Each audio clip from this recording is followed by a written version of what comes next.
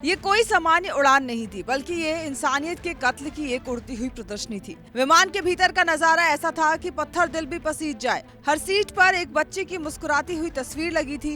वे बच्चे जो अब इस दुनिया में नहीं हैं, उन तस्वीरों के नीचे उनके स्कूल बैग रखे थे, जिनमें शायद अब भी उनकी अधूरी होमवर्क की कॉपियां होंगी। पास में रखे छोटे छोटे जूते उस सफर की गवाही दे रहे थे, जो बीच में ही थम गया।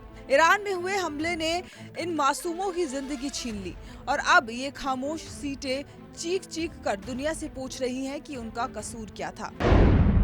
हर सीट पर मासूम, तस्वीरें, जूते, बैग, खामोश चीख। ईरानी संसद के अध्यक्ष मोहम्मद बाकर गलीबाफ ने जब विमान की तस्वीरें और वीडियो सोशल मीडिया पर साझा किए तो पूरी दुनिया सन्न रह गई। ये सिर्फ एक भावुक पोस्ट नहीं थी, बल्कि एक सोची समझी कूटनीतिक रणनीति थी।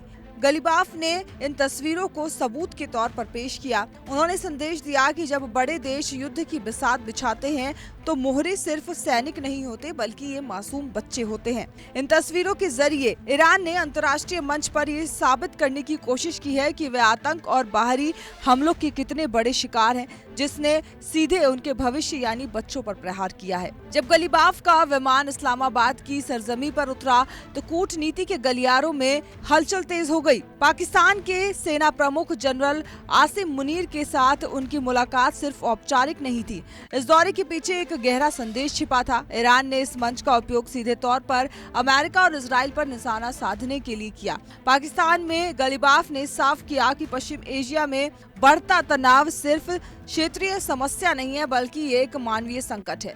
एक तरफ शांति की मेज पर बातचीत चल रही थी तो दूसरी तरफ उन मासूमों की तस्वीरें दुनिया के सामने इल्जाम बनकर खड़ी थी।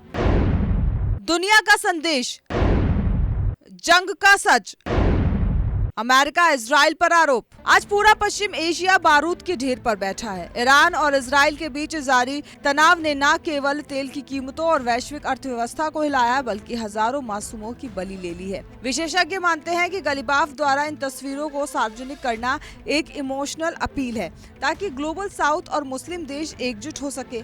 जंग में जब मिसाइलें चलती हैं तो वह धर्म या सीमा नहीं देखती। ये तस्वीरें उस कड़वे सच को उजागर करती है जिसे अक्सर सांख्यिकी और आंकड़ों के पीछे छिपा दिया जाता है। ये विमान अब एक वैश्विक प्रतीक बन चुका है, जंग की व्यथा का और मासूमों की बेगुनाही का।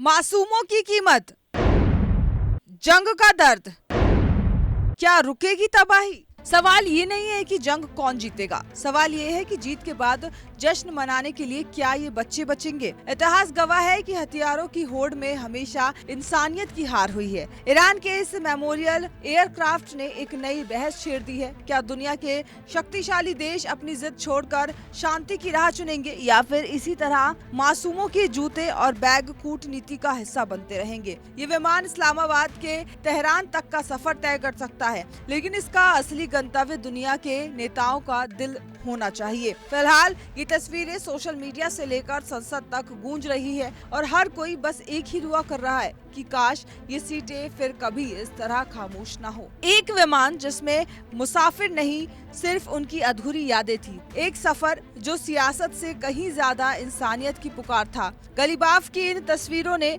ये तो साफ कर दिया कि जंग की सबसे भारी कीमत वो चुकाते हैं जिन्होंने कभी हथियार नहीं उठाया। अब देखना ये है कि क्या इन मासूमों की खामोश चीखें दुनिया के नक्शे पर शांति की कोई नई लकीर खींच पाती है या नहीं।